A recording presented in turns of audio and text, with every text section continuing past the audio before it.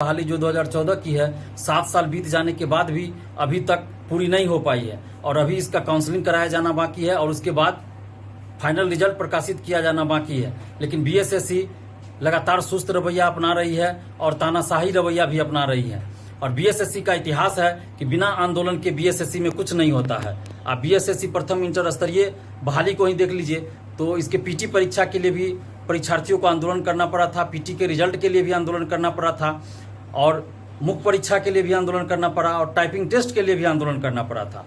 तो बिना आंदोलन के बीएसएससी में कुछ अभी तक नहीं हो पाया है।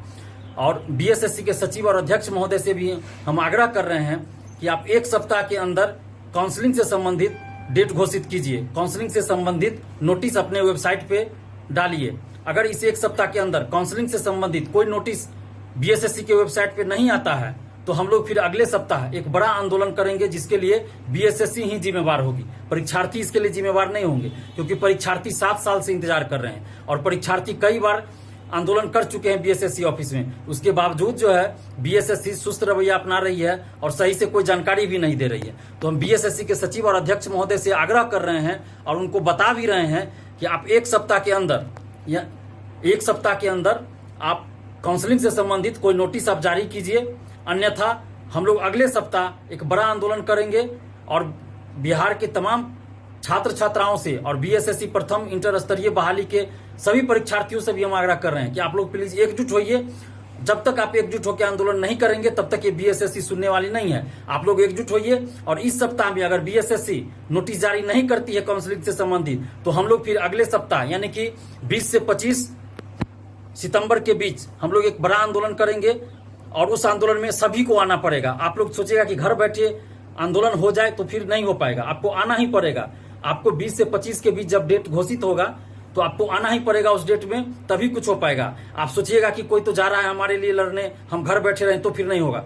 आप जितने भी परीक्षार्थी हैं बीएसएससी प्रथम इंटर स्तरीय बहाली के, आप सब सोच लीजिए कि आपको एक दिन के लिए बीएसएससी ऑफिस आना है तो आना है। और आप एक दिन अगर आ गए तो यकीन मानिए, विश्वास रखिए, अगर आप सभी परीक्षार्थी एक दिन बीएसएससी ऑफिस आ जाते हैं तो देखिएगा उसी दिन शाम तक बीएसएससी को काउंसलिंग से संबंधित नोटिस जारी करना पड़ेगा और फाइनल रिजल्ट कब प्रकाशित होगा उससे संबंधित भी नोटिस जारी करना पड़ेगा। बस आप लोग एकजुट होइए और इस एक सप्ताह का इंतजार कीजिए। अगर इस एक सप्ताह में अगर बीएसएससी नोटिस जारी नहीं करती है तो हम लोग फिर अगले सप्ताह में 20 से 25 सितंबर के बीच कोई डेट निर्धारित करेंगे और उस डेट में एक बड़ा आंदोलन होगा बीएसएससी ऑफिस के अंदर। तो आप लोग प्लीज एकजुट होइए और इस आंदोलन में भाग लीजिए। अगर बीएसएससी इस एक सप्ताह के अंदर नोटिस जारी नहीं करती है तो हम आग्रह कर रहे हैं, पुनः हम आग्रह कर रहे हैं बीएसएससी के सचिव और अध्यक्ष महोदय से कि इस एक सप्ताह के अंदर आप बीएसएससी प्रथम इंटर स्तरीय बहाली के काउंसलिंग से संबंधित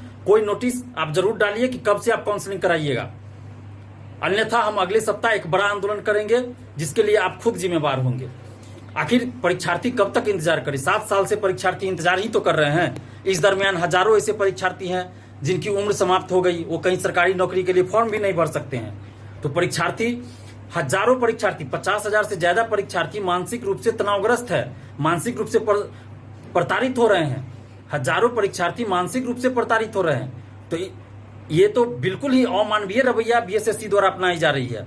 तो हम चाहते हैं कि बीएसएससी मानवीय रुख अपनाए और काउंसलिंग से संबंधित इस सप्ताह के अंदर, एक सप्ताह के अंदर काउंसलिंग से संबंधित कोई नोटिस अपने वेबसाइट पे डाले, अन्यथा अगले सप्ताह हम लोग एक बड़ा आंदोलन करेंगे जिसमें आप तमाम परीक्षार्थियों को आना होगा।